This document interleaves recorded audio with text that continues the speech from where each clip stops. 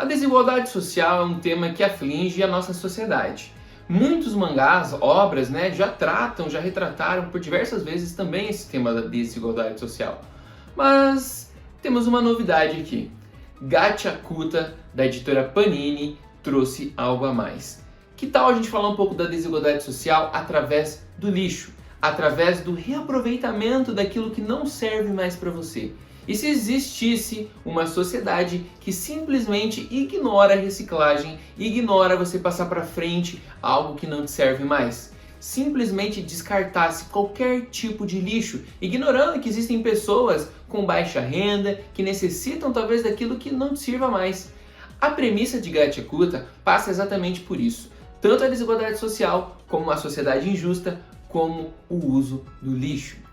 Aqui, galera, nós vamos ter um protagonista chamado Rudo, onde ele vai tentar, ao máximo, extrair aquilo que é necessário para ele e para as pessoas à sua volta do lixo, mas do lixo da alta classe, da alta sociedade, que causa praticamente um crime toda vez que você tenta pegar algo do depósito do lixo. E esses crimes, cada vez mais, vão colocando a situação do protagonista em risco.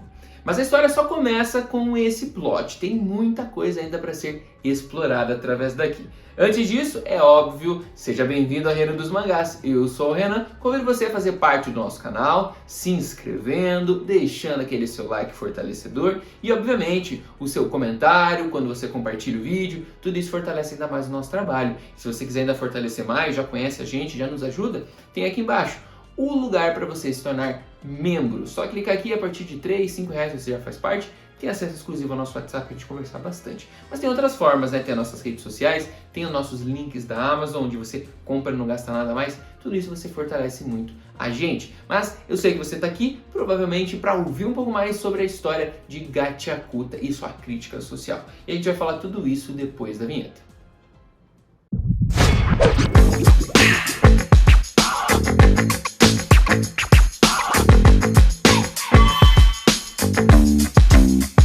Para a gente começar a falar sobre a história de Gachakuta, os primeiros 2 capítulos apresentam o universo onde a história se passa, A gente não tem uma ideia exata do tamanho deste local, já que fica bem claro que é uma espécie de ilha flutuante, sim. Só não tem noção exatamente se é o tamanho de uma cidade, de um estado. O que fica muito claro é que a história tem uma pequena divisão. Se você conhece Attack on Titan, imagina aquelas muralhas. No centro não tinha lá onde ficavam os nobres? É exatamente isso que acontece em Gachakuta. No centro dessa ilha ficam as famílias mais abastadas, ricas, os nobres da sociedade.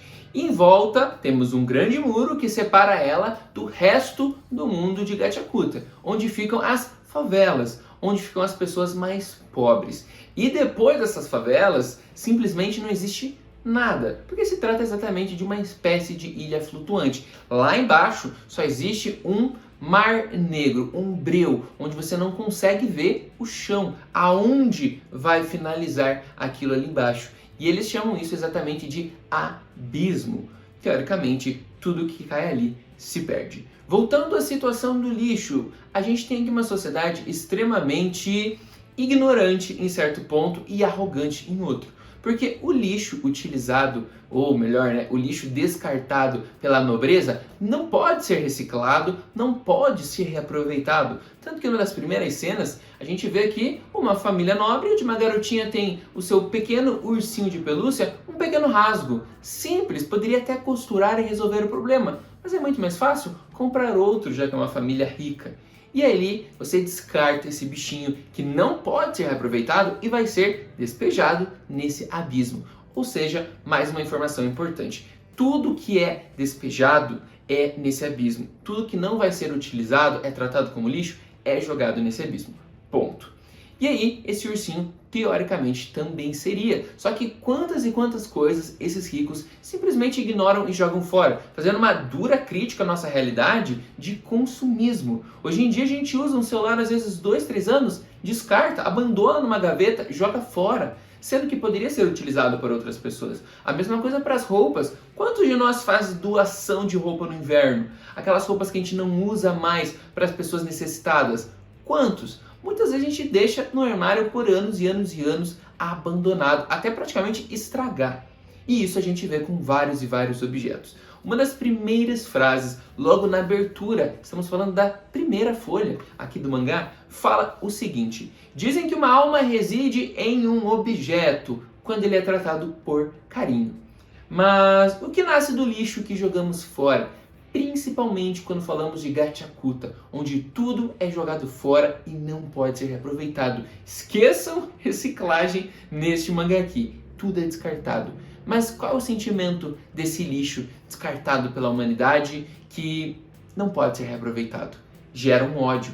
E esse ódio a gente vai ver lá pra frente, no final deste primeiro volume. Mas eu não quero chegar lá ainda, eu quero falar um pouco mais sobre o início, a história deste mangá aqui chamado Gachakuta. O nosso protagonista, Rudo, ele é um garoto que já passou por alguns probleminhas logo na sua infância, porque o seu pai é considerado um assassino. E todo mundo que comete grandes crimes neste mangá aqui, ele é descartado, preso e descartado no abismo, como o lixo. Ou seja, não existe prisão aqui, galera. Preso, jogado fora. Pronto, encerrou o problema. Um problema que muitas vezes pode acarretar no quê? Numa injustiça. A gente vai ver uma injustiça acontecendo logo no início deste mangá, que vai desencadear muitos dos eventos que virão, justamente por causa disso.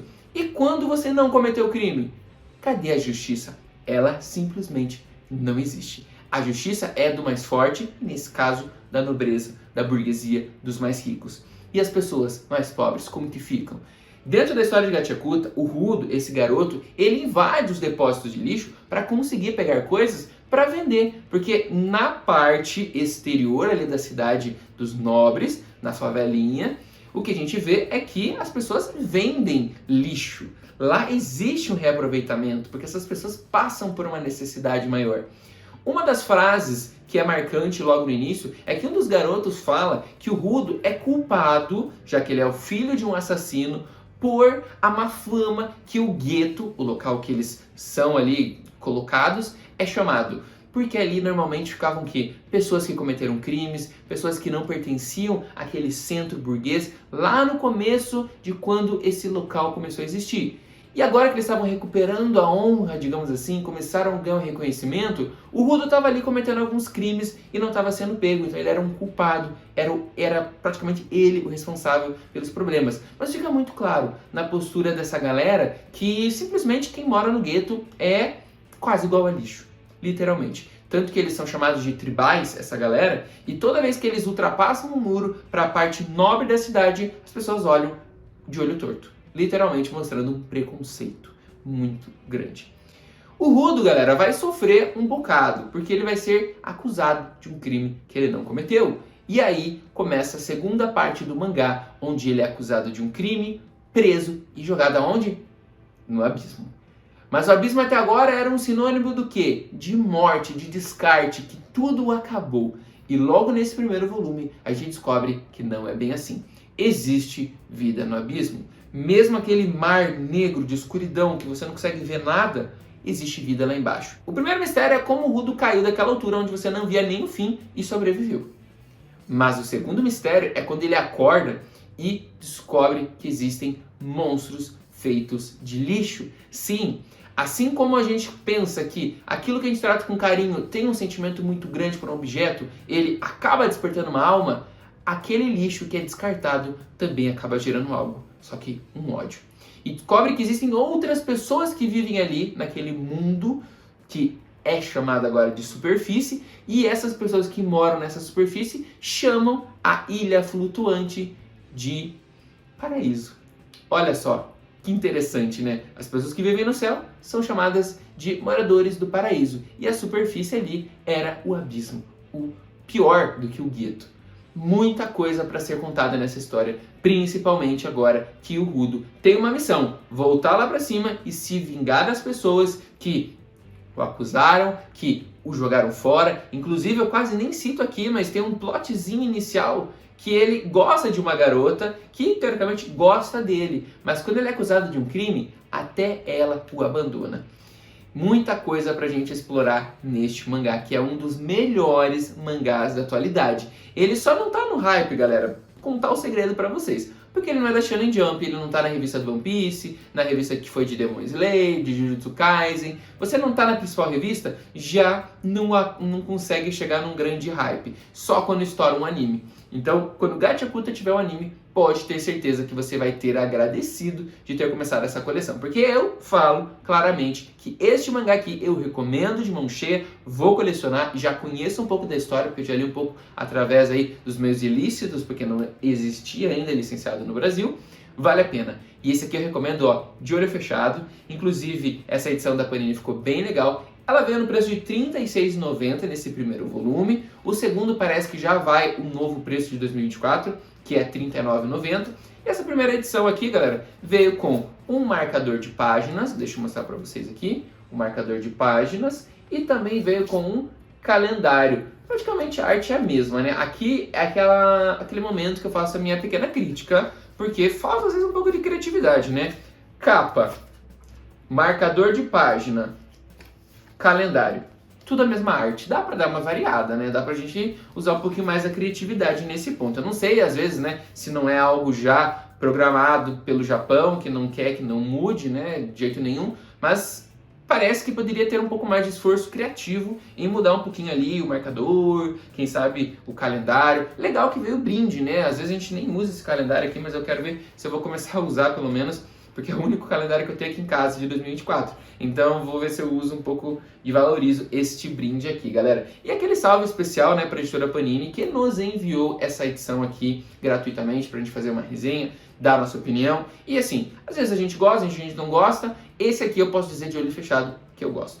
Espero a sua opinião sincera aqui embaixo nos comentários. O que você achou deste mangá? Se despertou um certo interesse, porque eu quero saber muito, porque eu quero, quem sabe, trazer mais vídeos ainda falando sobre Gachakuta. Galera, like antes de ir embora, aquele abraço, valeu!